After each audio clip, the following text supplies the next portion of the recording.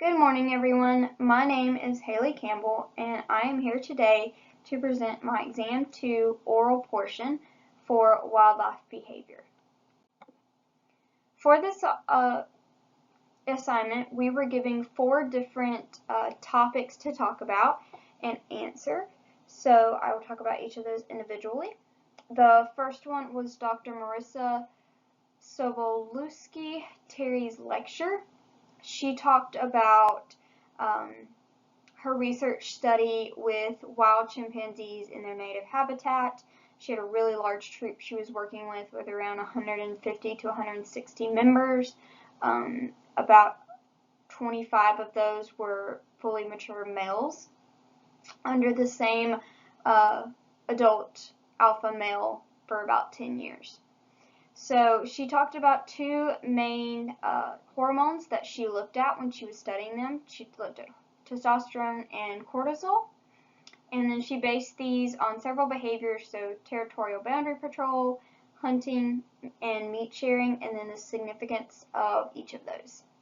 So for testosterone, when looking at territorial boundary patrol, when observing the testosterone levels of male chimpanzees that were on border patrol, the levels increased throughout the patrol, and especially when encountering another chimpanzee outside of its troop.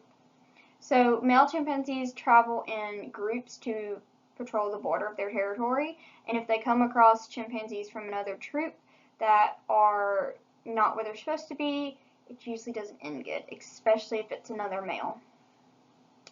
When hunting, the male's testosterone levels were not elevated before hunting, but they did reduce some when the hunting was over. And then meat sharing is a behavior that they do where one male will catch something with meat and then he'll, share the food throughout his troop. So the reduced testosterone levels in the males with meat sharing, it reduced the testosterone levels. This was for both the males that were sharing the meat and the ones that were receiving it. The significance of this is that it signifies the complexity between the sexual and protective desire and their ability to share within the group. The other hormone, my mind just blanked. The other hormone that she looked at was cortisol within the territorial boundary patrol. There was an increase before the start of the patrol, and it increased with the anticipation of attacking another chimpanzee. As discussed before, when they find chimpanzees outside of the troop that doesn't belong to the troop they're in, it usually doesn't end well. When hunting, there was an increase in cortisol stress levels throughout the hunt. At the end, this was seen in successful and unsuccessful hunts, so they're obviously very stressed. They have to find food.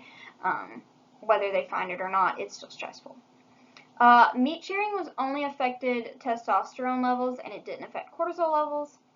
And the significance of that is that it signifies the ability for chimpanzees to adapt to levels of stress due to competition, food, and mating. Our second prompt that we had to talk about was a brood parasite, so some sort of bird that uses another bird to raise its young. I chose the ringneck pheasant, that's what you can see up here in this top corner. There's a male on the right and a female on the left. The geographical range of this bird is that it is native to Asia, but it was brought to the Americas and Europe as a game bird, and then some have just survived. So they range all across North America and Europe. The host species that it uses most commonly is the great prairie chicken. You can see one of those down here at the bottom. I actually think this is a male down here in the bottom. That is seen in both North America and Asia, as they were also brought to America as game birds.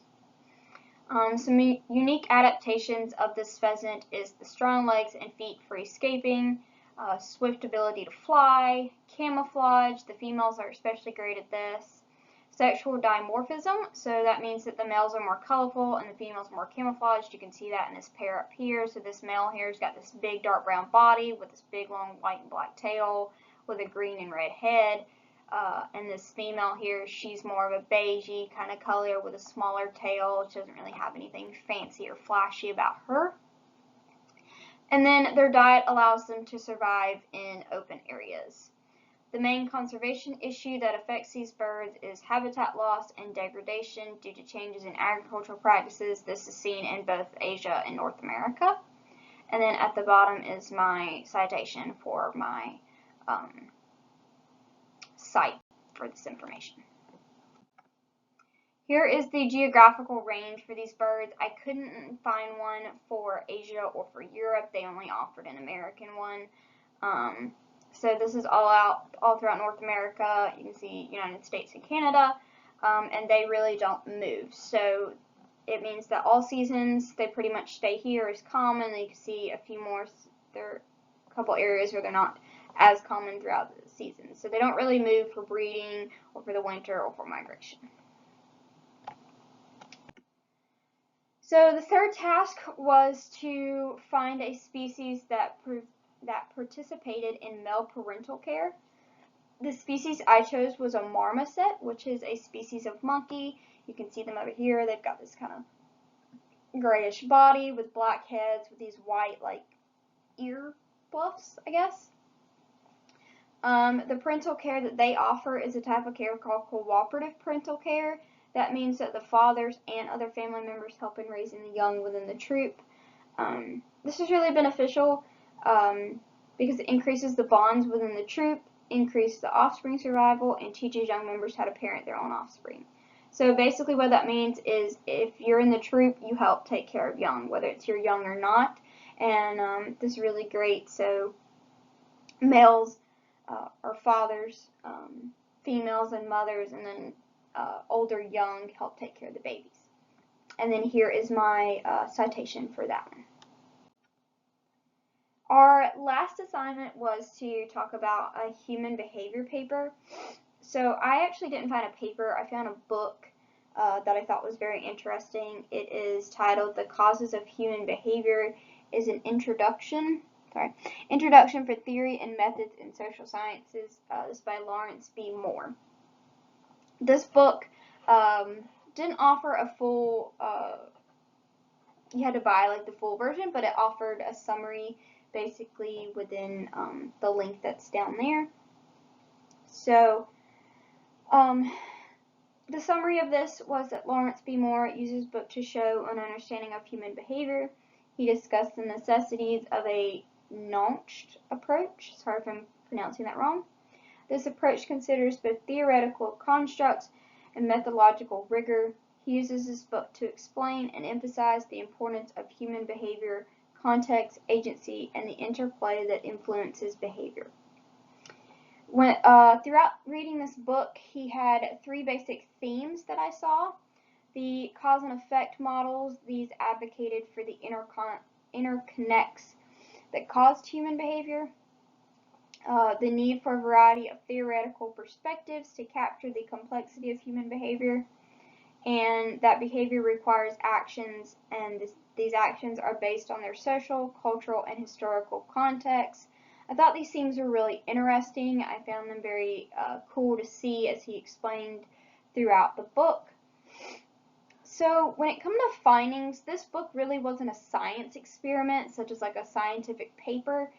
It more kind of gave you an overview of this, which I thought was really cool and different from a regular scientific study.